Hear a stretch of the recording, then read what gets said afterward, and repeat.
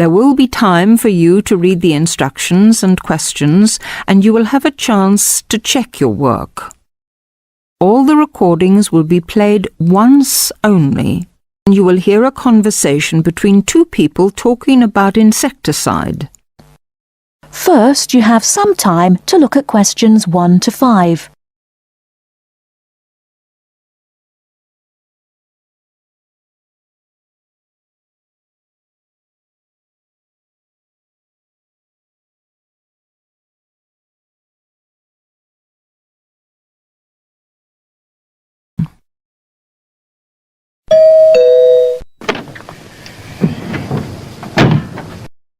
Yes? Oh, good morning, madam. I'm from Pestaway Market Research. I'm doing consumer research in this area. I wonder if you'd mind telling me, do you use Pestaway in your home? Pestaway? Oh, the insecticide thing. Well, yes, as a matter of fact, I do. What do you use it for, madam? Fleas, ants, cockroaches, woodworm? Oh, cockroaches. This is an old house, you see, and we often get cockroaches in the kitchen. I tried scrubbing and disinfecting, but it didn't seem to do much good. And then I heard a commercial about Pestaway, so I thought I'd try that. Was that on TV? No, it was radio, one of those early morning shows. You heard it advertised on the radio? Fine. And you say you use it in the kitchen. Do you use it anywhere else in the house? In the bathroom, say? Oh, no. We've never had any trouble anywhere else. We get the odd wasp in the summer sometimes, but I don't bother about them. It's the cockroaches I don't like. Nasty, creepy, crawly things. And you find Pestaway does the trick? Well, yes, it's quite good. It gets rid of most of them. How long have you been using it, madam? Oh, let's see. About 2 years now, I think. About 2 years. And how often do you find you have to spray? Oh, I give the kitchen a good spray round the skirtings and under the stove, you know, about every 6 weeks. Every 6 weeks or so, I see. Before you hear the rest of the conversation, you have some time to look at questions 6 to 10.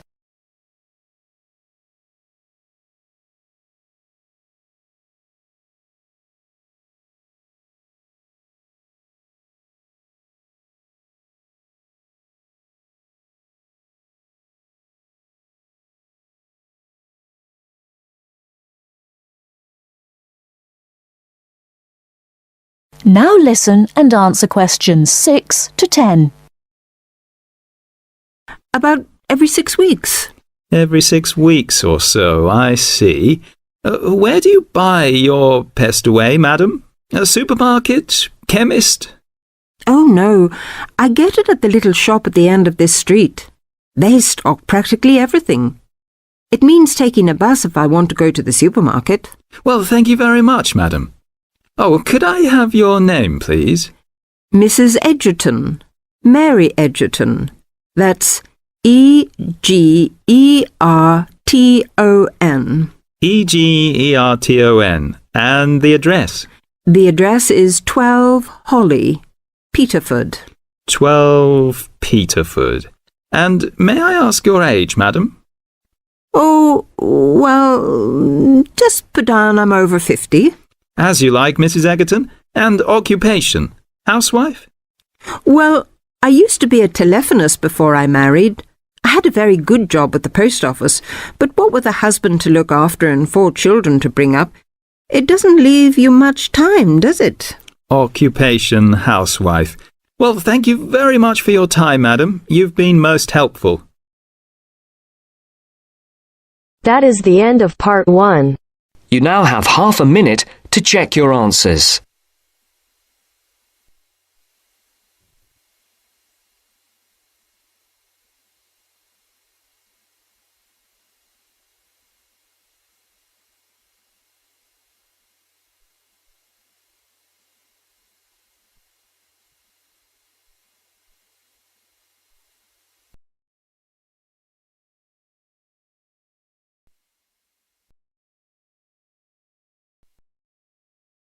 Now turns to Part 2. Part 2. You will hear a university administrator telling a group of new students about the central campus buildings and the facilities they provide. First, you have some time to look at questions 11 to 16.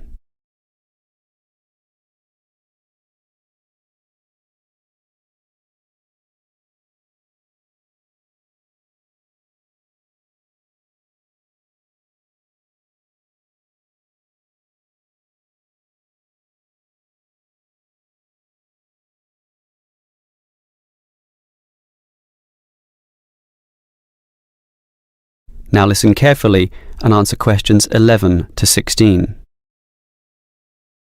Welcome everyone to the Brandon Complex, the geographical and we could say spiritual heart of this university.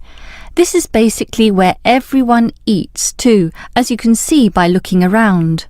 There are many different cuisines here, Chinese, Indian and Middle Eastern, plus the usual fare of a local type, all in that corner over there. We have many shops here too, but the biggest is Wilson's right there, providing clothing and hardware. That's next to all the restaurants. Now, on the opposite side of Wilson's we have 3 shops. The one in the corner there, closest to the restaurants, is for DVDs. Yes, the DVDs are cheap and affordable, and you can also rent DVD players as well. Moving on. In the corner directly opposite Wilson's is the Student Union office. Incidentally, you are all encouraged to join the Student Union, as a Student Union card gives you many benefits, including discounts on basically everything you can buy here at the Brandon Complex. Outside this complex, on the other side of the road, you can just see it from here in fact, is a building that we call by the rather unusual name, the H Building. Next to this, on the other side of some trees along the main road, is the Engineering Institute, but that doesn't have anything to do with the Brandon Complex. One last thing is that just outside this door, near us here, you can see a grassy oval patch. Well, that's the playing field for what we simply call the fitness room, which is alongside. So you can put on some calories here at the restaurants and then burn them off at the fitness room afterwards. Oh, I forgot to mention this shop right here, in the middle, beside the Student Union. It's the bookshop. And as you can see, it's always busy, always popular. You can buy newspapers, magazines and stationery there, plus a few clothing items as well, just as you can at Wilson's. Why don't you go and take a look right now? Before you hear the rest of the talk, you have some time to look at questions 17 to 20.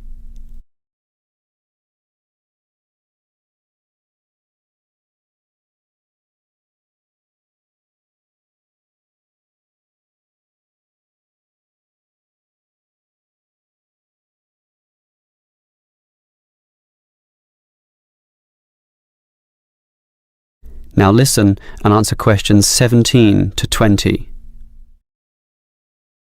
Now, I'd like to tell you a bit more about one of the buildings here, namely the H Building. Despite its bland name, you might be interested in what goes on there.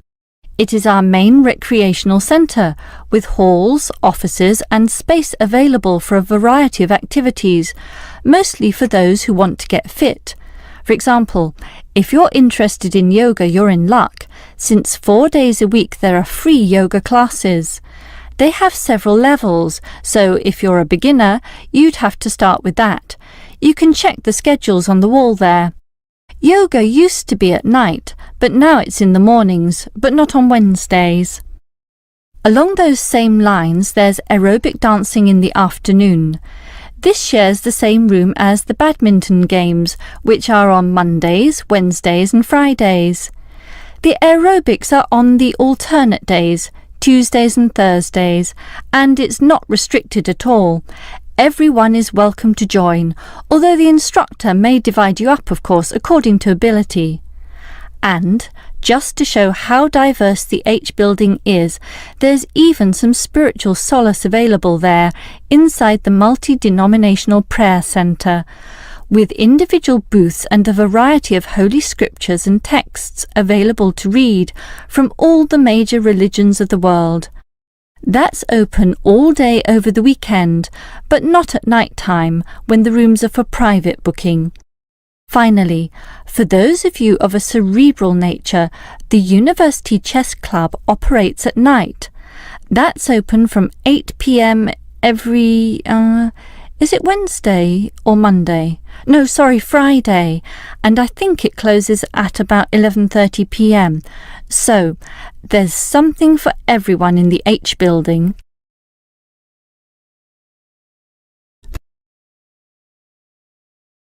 That is the end of part 2. You now have half a minute to check your answers.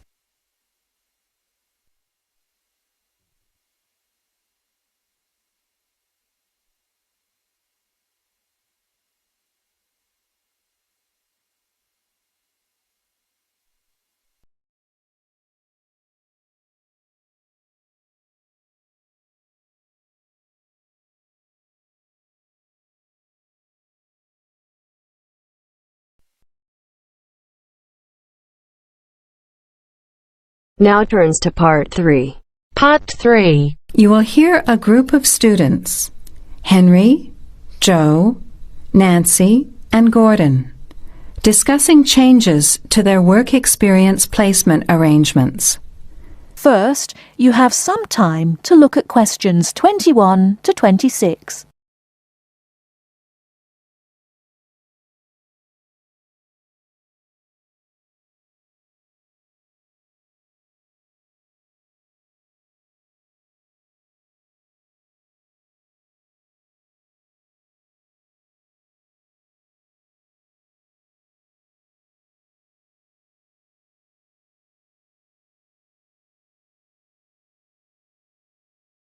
Now listen carefully and answer questions 21 to 26.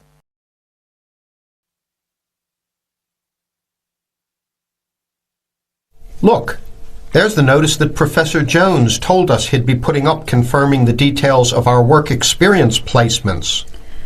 But I thought that was already arranged. No, he said he'd have to check with the companies that the days we preferred were okay for them. Let's see if any have changed. Teresa's not here today, but her name's first. It says the Uni Bookshop, Friday mornings starting on the 23rd of March. So nothing's changed. I'll let her know. What about Manuel? He's not here either. Is he still going to the music store in the high street? If it's mainly music, yes, he's still down for that on Friday afternoons starting on the 9th.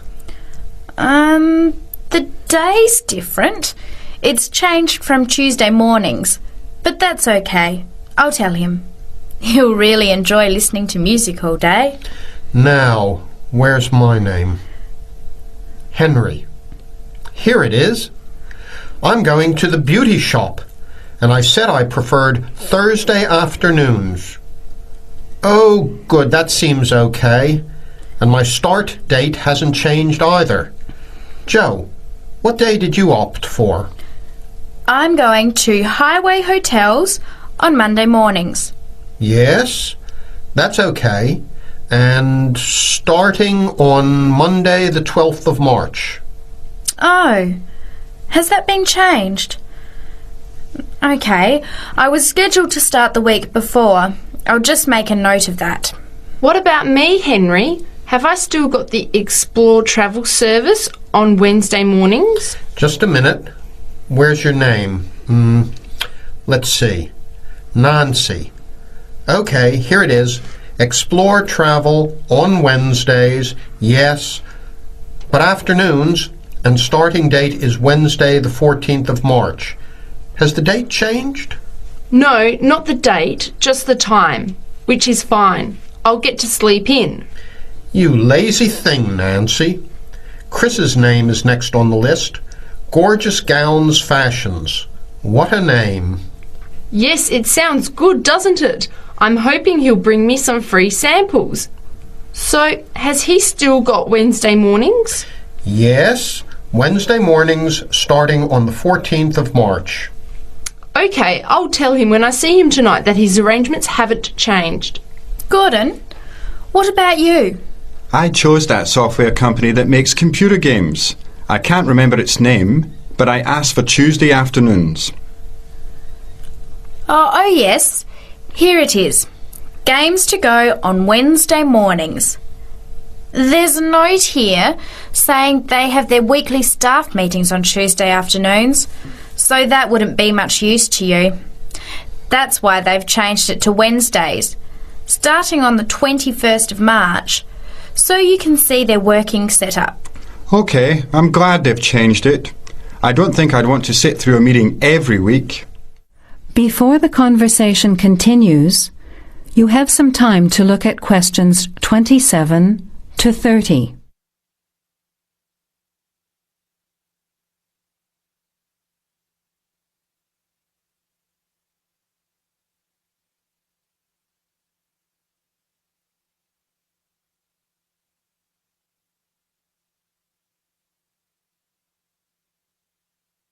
Now, as the conversation continues, answer questions 27 to 30.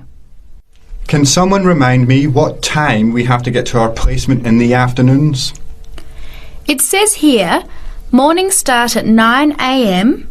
and afternoon sessions at 1 p.m. Oh, that's a shame. I thought Professor Jones was going to change it to 9:30 a.m. and 1:30 p.m.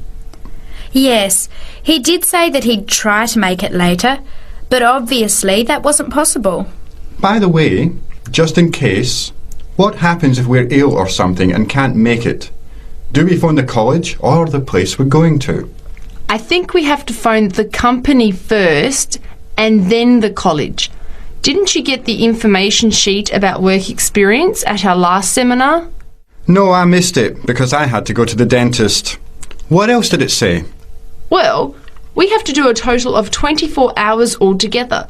So if we miss one of the arranged sessions, we have to organise another time to make up the hours.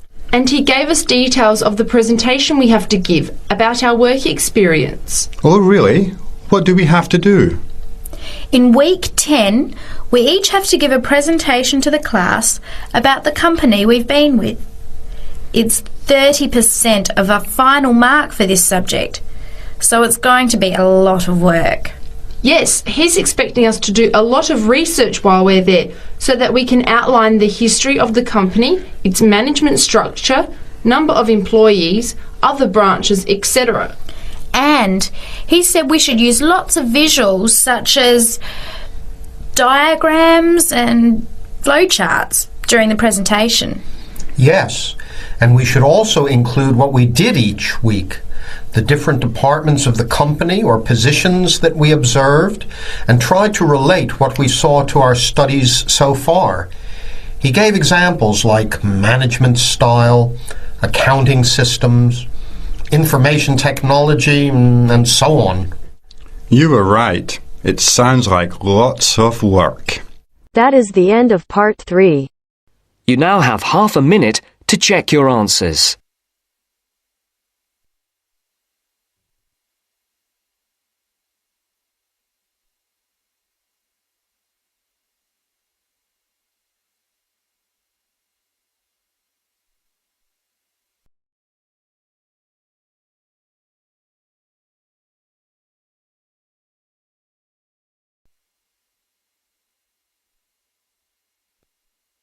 Now turns to part 4. Part 4.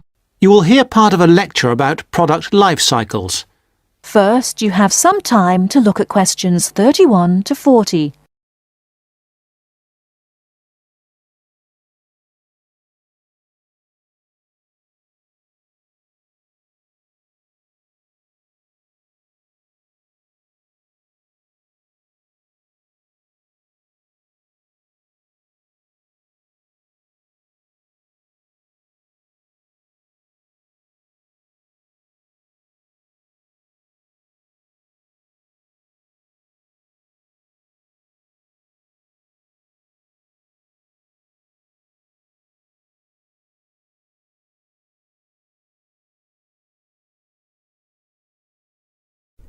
Now listen carefully and answer questions 31 to 40. I'm going to begin my lecture today with a look at product life cycles. Now, as we go through the product life cycle, I will be trying to raise some issues which are important with regard to each phase of the cycle. I won't have all the answers for you this morning. This one of the lecture series is just to get you started and, I hope, interested. Let's start with the first phase of the cycle, that of product design. This is really the most important part of the cycle. We often talk as if it is consumers who are responsible for recycling, and so they are, but in reality, the major responsibility must be borne by designers.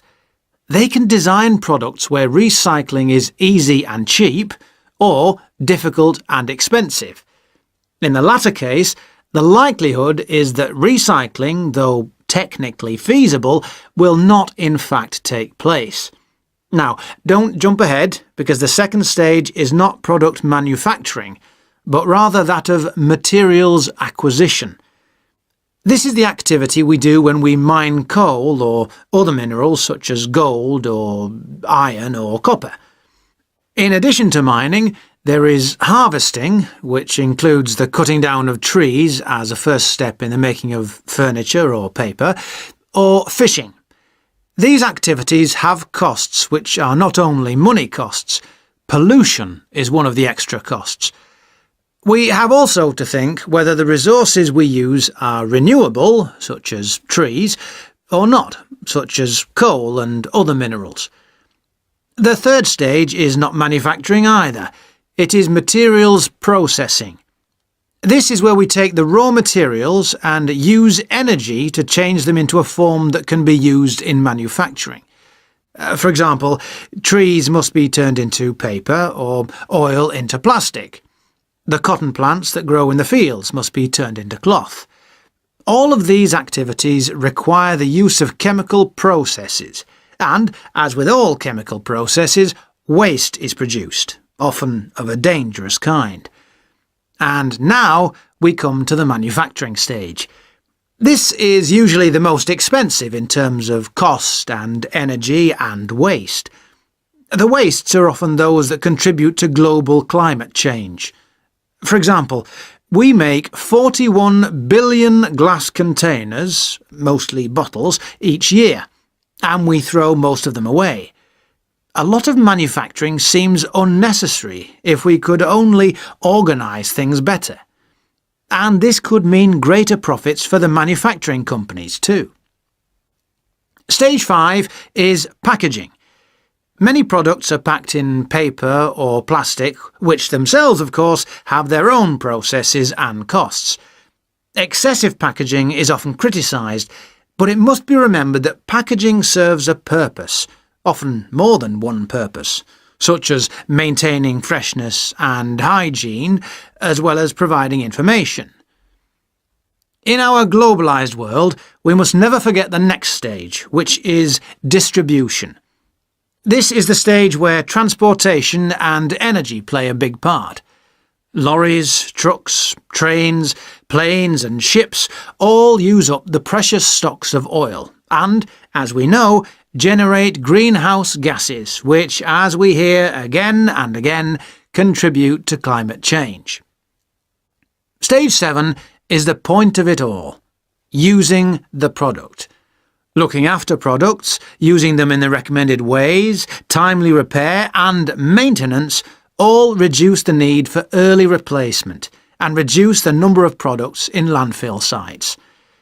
We should not encourage the purchase of single-use products, that is, products which are designed for use on one occasion only and then to be thrown away and replaced.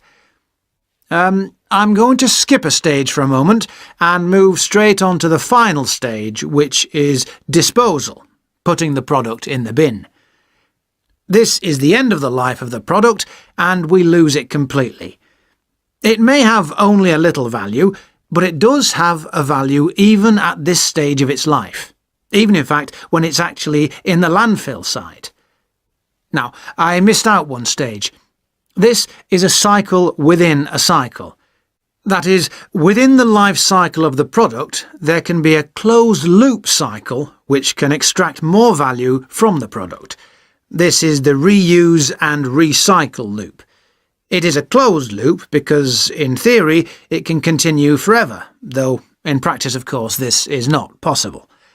Recycling products mean that they can be used to make more of the same product. CDs, bottles, books, or that they can be used to make different ones. For example, 1 pound of recycled paper can make 6 cereal boxes. And if we recycled all our newspapers, we could save 40,000 trees a day. Now, with this approach to the life cycle of a product in mind, we can go on to consider life cycle analysis. That is the end of part 4. You now have half a minute to check your answers.